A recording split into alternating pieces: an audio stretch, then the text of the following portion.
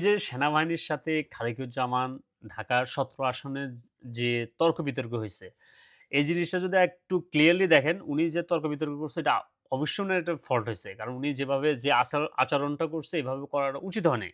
ঠিক আছে? যেহেতু উনি একজন মানে আপনি এমপি প্রার্থী। এভাবে বলাটা উচিত হয় নাই।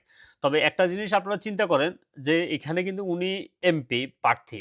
ওখানে তারেক রহমানও এমপি প্রার্থী। মানে ২ জনকে ২ ভাবে কেন ট্রিট করবে? এখন তো কেউ এখন ক্ষমতা আসে নাই।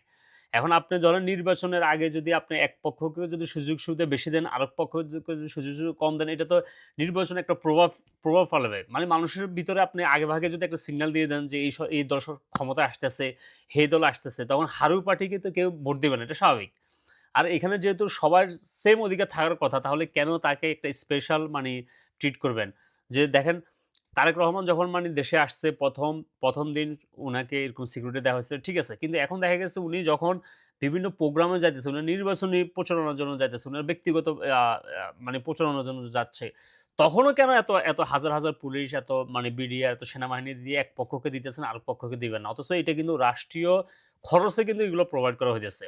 তো রাষ্ট্রীয় খরচ আপনি এক পক্ষকে দিবেন, সে নির্বাচনে ক্যাম্পেইন কইরা সে করে সে আগায় যাবে। আর তাকে তুলে ধরবেন যে সে আগামী প্রাইম মিনিস্টার হইতেছে। মানে মানুষ ভোট দেওয়ার আগে আপনারা একটা সিগন্যাল দিয়ে দিতেছেন। এটা তো ভাই নির্বাচনের পক্ষপাতিত্ব, এটা তো অবশ্যই একটা আপনার একচেটিয়া করতেছেন। তো উনার অবশ্যই রাইট আছে উনি এটা কোয়েশ্চেন করার যে এক পক্ষকে যদি আপনারা গানম্যান সহ সহ এভাবে নির্বিচারে যাইতে দিতেছেন কোনো মানে চ্যালেঞ্জ ছাড়া, কোনো ছাড়া, তাহলে তাকে কেন দেওয়া হবে না? এটা ঠিক আছে। বাট উনাকে যখন বুঝানো বলা হইছে যে দেখেন আপনি যাইতে পারবেন বাট আপনি গানম্যান নিয়ে যাইতে পারবেন না। আপনার গানম্যান দেখা গেছে ওই সাইড দিয়ে ঘুরে গিয়ে ওখানে আপনার সাথে ওখানে মিট করবে। কিন্তু আমাদের সিস্টেম অনুযায়ী আপনি ক্যান্টনমেন্টের ভিতরে গানম্যান নিয়ে যাইতে পারবেন না। তখনও উনি চুপ হয়ে যাওয়া উচিত ছিল। যে ঠিক আছে এটা যেহেতু আপনাদের রুলস, আমি তো সিকিউরিটি পাবোই ক্যান্টনমেন্টের ভিতর দিয়ে যেহেতু সেনাবাহিনীর জায়গা এখানে সেফ। তখন উনি আরেকটু মানে বাড়িয়ে এসব বলাটাও উনার ঠিক হয় নাই। আর এটার জন্য অবশ্যই উনি সরি বলছে। এবার আসেন যে এই কথোপকথনগুলা যেগুলা হইছিল এগুলা কিন্তু সেনাবাহিনীর আর্মর মানে ক্যামেরা মানে সে যে ক্যামেরা যে পড়ে আছিল ওইটার থেকে সে রেকর্ড করছে। তো এই রেকর্ডের যে ঘটনাটা এটা কিন্তু ১ মাস আগে হয়েছিল। এখন নির্বাচনের আগে মানে উদ্দেশ্যপ্রণীতভাবে একদম ইচ্ছা করে ছেড়ে দেওয়াটা হচ্ছে যে উনাকে ডিসক্রেডিট করা। উনার যাতে ওই যে আসন উনি দাঁড়াইছে যাতে ওই আসন উনি যাতে ভোট যাতে কম পায়। আর একটা সেনাবাহিনীর এরকম নিজস্ব রেকর্ড একজন আপনার জার্নালিস্টের কাছে এটা কিভাবে যায়? এটার অর্থ হচ্ছে যে সেনাবাহিনী এই নির্বাচনে কিন্তু অনেক ধরনের মানে ইন্টারফেয়ার করার জন্য ট্রাই করতেছে। এটা কিন্তু খুব অশানি সংকেত মানে আমাদের বাংলাদেশের জন্য। একটা জিনিস দেখেন পাকিস্তানের দিকে দেখছেন? পাকিস্তানে কিন্তু কোনো গণতান্ত্রিক সরকার মানে ভোটের মাধ্যমে কোনো গণতান্ত্রিক সরকার ২ বছরের উপরে থাকতে পারে না। ৩ বছরের উপরে থাকতে পারে না। এই আর্মিদের গুতাগুতির কারণে। ঠিক আছে? বাংলাদেশে যদি এরকম যদি কোনো কিছু সৃষ্টি হয় তাহলে দেশের অবস্থা এমনি শেষ। বাংলাদেশের মানুষ তো গত ১৭ বছরে তো এমনি ভোট দিতে পারে নাই।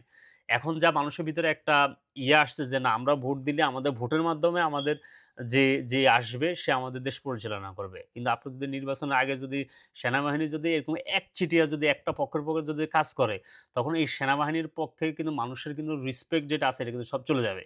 আরেকটা সবচেয়ে বড় কথা হচ্ছে গত ১৭ বছর দেখবেন যত আকাম-কুকাম করছে মানে ডিজিএফআই যারা এইসবগুলারে ধরে নিয়ে গেছে রাত্রে বেলা আইসা মানে সাদা পোশাকে এসে ধরে নিয়ে গেছে যত গুম, তারপর যত কিছু হইছে এগুলা কিন্তু এই সেনাবাহিনীর মানে অফিসারদের দ্বারাই হইছে।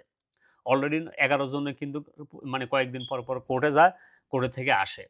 এদেরকে এভাবে দৌড়ের উপর রাখতে হবে। যদি এদের যারা মানে এসব অন্যায় করছে এদেরকে যদি শাস্তির যে আয়ত্তা যদি না আনে, তাহলে এরাই কিন্তু একটা ভালো একটা সরকারকে মানে ডিক্টেটর পর্যায়ে নিয়ে যায় এই সেনাবাহিনীরা। এরাই মানে তেল মারে, বুঝছেন? নাহলে কিন্তু যখন ১ম ক্ষমতা আসে সবাই কিন্তু বিহেভ করে। মানে সবাই ডেমোক্রেটিক রাইট মেইনটেইন করা এগুলো নিয়ে সবাই কাজ করে। যখন এদেরকে তেল মারা শুরু করে তখন এরা মনে করে যে কিরে পাওয়ার তো আমাদের কাছে। সেনাবাহিনী আমাদের কাছে, ক্ষমতা আমাদের কাছে। সে আমার কথা উঠতেছে, বসতেছে। তার মানে সে যেভাবে বলে আমি সেভাবে কাজ করি। আর এভাবে কিন্তু কোনো দেশ কিন্তু ভালো অবস্থানের দিকে যায় না। সেটার উদাহরণ হচ্ছে পাকিস্তান। ঠিক আছে? এই যে ইমরান খানকে কিন্তু এই সেনাবাহিনী কিন্তু উঠেছিল। আবার যখন দেখতেছে যে না সে তাদের কথা শুনতেছে না, হেরে নিয়ে ঠাস করে ঢুকে ফেলাইছে। এই এই এ জেফ্রি এপস্টেইনের যে কেস এটার মধ্যে তাদের কমিউনিকেশন যে আছে এই কমিউনিকেশনের মধ্যে তারা স্পষ্ট মধ্যে লেখছে যে ইমরান খান সে হচ্ছে থ্রেড। সে তাদের মানে ইয়ার জন্য যে তাদের যে ক্লাব আছে এই ক্লাবের জন্য থ্রেড। এভাবে করে ওখানে কিন্তু ইমেইলে এই লেখাটা আসছে। এই কারণে হেরা ঢুকে দিছে।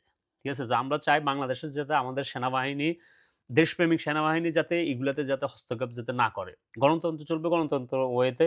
সেনাবাহিনীর কাজ হচ্ছে রাষ্ট্রর প্রোটেকশন দেওয়া। বাট ইয়াতে আমাদের বর্ডার গার্ডে ইয়াতে এদের সব জায়গাতে মারে হুতায় লাইতেছে, সবকিছু হেরা এনে ঠেলে খেলতেছে। হেদিকে কোনো খবর নাই। আর এখানে আসছে রাজনীতির মধ্যে মানে নাক গলাতে। এগুলা যাতে না হয়।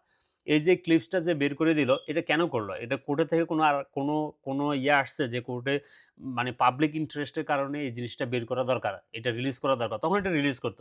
কিন্তু না কইরা সেনাবাহিনীর ভিতর থেকে একজন এটা রিলিজ করে একজনকে দিয়ে দিল। এখন যদি সেনাবাহিনীর ভিতরে যদি আরো কোনো একটা পক্ষপাত যে যারা ধরেন বিএনপির বিরোধী, তারা যদি এরকম কোনো একটা গোপনীয়তা জিনিস যদি আবার কোনো মানে সাংবাদিকের কাছে ছাড়ে, এরকম কোনো শৃঙ্খলা থাকবে?